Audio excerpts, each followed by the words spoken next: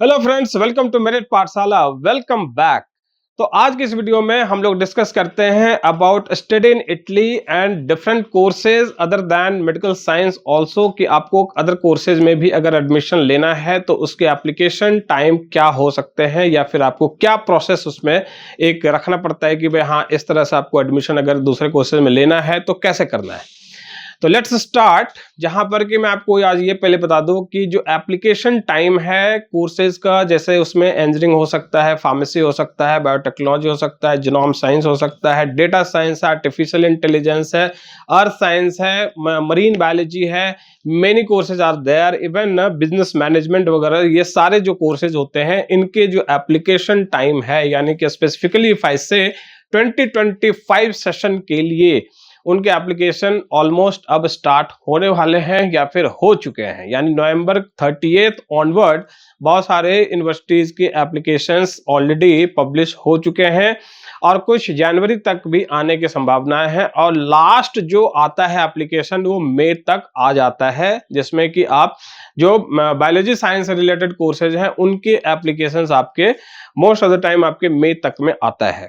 तो जो एप्लीकेशन आपके पब्लिश होंगे उसके पहले भी आपको कुछ चीजें ध्यान में रखनी पड़ती है, जैसे कि जो कोर्सेज हैं उनके एंट्रेंस प्रोसेसेस कुछ हैं, कुछ आपका एप्लीकेशन के साथ डॉक्यूमेंटेशन है, एंड एक टाइमलाइन फिक्स्ड है कि आपको इतने टाइम में इन चीजों को कर लेना है। तो सबसे पहले आप जानिए कि जो एंट्रेंसेस होता है इंग्लिश टॉट प्रोग्राम के लिए, उसमें TOLC एग्जाम का नाम है, टेस्ट ऑनलाइन सीसिया, यानी कि आपका ये इसमें ऑनलाइन टेस्ट होगा, या फिर उसका यूनिवर्सिटी के अंदर भी टेस्ट होता है, ऑफलाइन भी होता है, बट बीइंग आप नॉन EU और इंडिया में है तो आप यहाँ से घर बैठे एग्जाम लिख सकते हैं। तो TOLC आपका स्पेसिफाइड होता है किस कोर्स के लिए कौन सी TOLC आपको यहाँ पर लिखना पड़ेगा। यूनिवर्सिटी जो आपका पब्लिश करती है उसमें आप बहुत अच्छे से देख पाते हैं कि जो कोर्स है वो इंग्लिश टॉट अगर प्रोग्राम है तो उसका TOLC जैसे इंजीनियरिंग के लिए I होता है, TOLC I।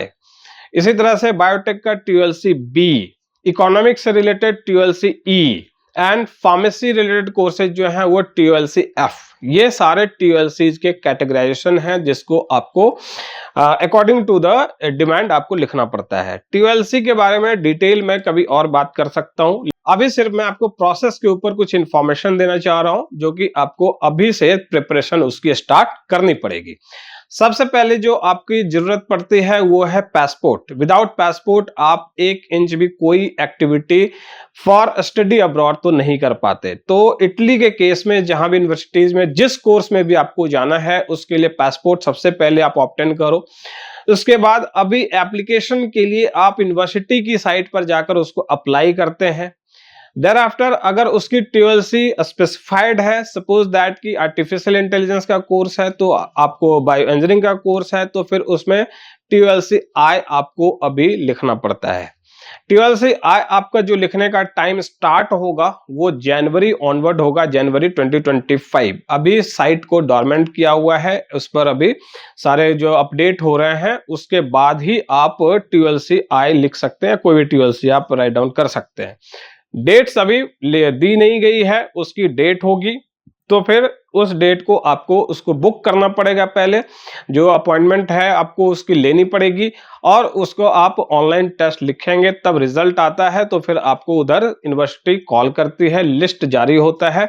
सबसे पहले जो आपका लिस्ट यहाँ पे आएगा वो फर्स्ट लिस्ट आएगी, और ये प्रोसेस इनका 2-3 टाइम्स तक भी चलता है। अगर मैं यूं कहूं कि भाई जो इनटेक है इनका फर्स्ट, सेकंड, थर्ड 3 टाइम्स इनका हो सकता है कि इनटेक इनका चलता रहे। From January onward up till July तक भी हमने देखा है कि यहाँ पर इनटेक्स होते रहते हैं। इवन कुछ कोर्सेज ऐसे भी हैं जिसमें कि सितंबर तक भी इनटेक यहाँ पर होता है, प्रोवाइडेड कि वहां पर जो सीटें हैं जिस हिसाब से मतलब मान ले कि मैं आपको बताऊं कि आर्टिफिशियल इंटेलिजेंस में सीटें 50 है नॉन EU के लिए, तो 50 सीट्स अगर पहली लिस्ट में ही फिल हो गया तो सेकंड आपका इंटेक के लिए कोई भी वहां पर कोई लिस्ट नहीं आती है। इसी तरह से किसी और कोर्स में जहां पर 10 सीटें हैं या 5 सीटें हैं, कुछ इस तरह से जो भी सीटें होंगी उनके फुलफिलमेंट के ऊपर ही second intake and third intake depend करता है। If at all it is not occurring there, तो फिर आपको फर्स्ट लिस्ट में जिनका नाम आया उनका एडमिशन हो गया। यहाँ मार्के वाली बात क्या है कि TULC का जो पेपर है उसमें जो स्कोर है उसमें 90% जिनको स्कोर आता है, सिलेक्शन मैक्सिमम टाइम्स नॉन यू वैसे ही कैंडिडेट का हो पाता है। So you have to very careful कि आप जिस कोर्स में भी एडमिशन के लिए जा रहे हैं उसके लिए आपको प्रिपरेशन जो है TULC के स्पेशली करना पहले जरूरी होगा। और अच्छी बात क्या है कि TULC आपका हर एक महीने होता है, वैसे तो हर एक वीक हो रहा है, लेकिन अगर हर एक महीने हो रहा है तो इसका मतलब है कि आप अगर मान ले कि जनवरी में देते हैं और आपका सही मार्क्स नहीं आता तो इम्प्रूवमेंट के लिए आप फेब सेशन का भी मतलब या फिर मार्च का भी आप एग्जाम दे सकते हो। यह भी यहाँ पर नोट करने वाली बात होगी कि यूनिवर्सिटी ने गाइडलाइन आपको बहुत अच्छे से दिया हुआ है कि कौन से महीने तक का TULC आपका एक्सेप्टेबल होगा। अगर उन्होंने कह दिया कि मई तक ही आपका मैक्सिमम आपने अगर TULC लिखा है उसके बाद का हम आपका TULC एक्सेप्ट नहीं करेंगे तो फिर आप वहां पर एलिजिबल नहीं होंगे। इसलिए आप अगर मई तक यानी जनवरी से मई के बीच में कभी भी TULC आपने लिखा है तो वो स्कोर आपका यहाँ पर एक्सेप्टेबल होगा, वैलिडेटेड होगा एडमिशन के लिए। नेक्स्ट आप ये समझिए फ्रेंड्स कि जो डॉक्यूमेंटेशन प्रोसेस है, डॉक्यूमेंटेशन ऑलमोस्ट आपका प्री एनरोलमेंट से लेकर के जो apostille attestation, legalisation, translation, whatever it is, ये सब प्रोसेस आपका स्टार्ट हो जाएगा मार्च लास्ट से या फिर अप्रैल फर्स्ट वीक से। इसमें आपको डॉक्यूमेंटेशन में जो सबसे पहले जरूरत पड़ेगी वो है 12th के मार्क्स कार्ड पर आपको इधर HRD करवाना बहुत जरूरी होता है। HRD अटेस्टेशन का प्रोसेस हम लोग अलग से आपको बताते हैं कि कैसे करना है, क्या करना है, और उसके बाद अपोस्टाइल अटेस्टेशन के लिए आप आगे बढ़ते हैं। देयरआफ्टर आपका स्कॉलरशिप एप्लीकेशन होगा जो जून मिड से स्टार्ट हो जाएगा। तो अब देखिए कि जो सारे प्रोसेसेस हैं ये आपके मतलब लगातार चलता जा रहा है। कहने का मतलब हुआ कि मैंने अगर बायो इंजीनियरिंग कोर्स उठाकर लिया तो बायो इंजीनियरिंग कोर्स के अंदर आपका जो सबसे पहला काम है कि आप अभी दिसंबर से लेकर के जनवरी के बीच में TULC की प्रिपरेशन करो, और TULC जो है सो आप जनवरी से लेकर के मई के बीच में कभी भी आप उसको राइट डाउन करो। अब प्रोसेस में आप आगे बढ़ते हैं तो डॉक्यूमेंटेशन में आप आते हैं। डॉक्यूमेंटेशन एकेडमिक्स का होगा।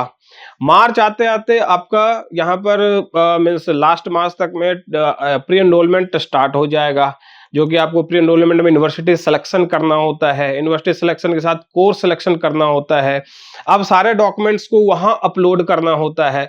ये सारे प्रोसेसेस में आपका एक टाइम और इंटेलिजेंस के साथ चीजों को करना बहुत जरूरी है। तो प्रोसेस कैसे कंडक्ट की जाती है, किस तरह से इसमें सारी चीजों का इन्वॉल्वमेंट होता है, कहाँ पैसे लगते हैं, कहाँ पैसे नहीं लगते हैं, किस तरह से आप वीजा तक पहुंच सकते हैं, इन सारे प्रोसेसेस को समझने के लिए हमें दिए गए नंबर पर फोन जरूर करिए।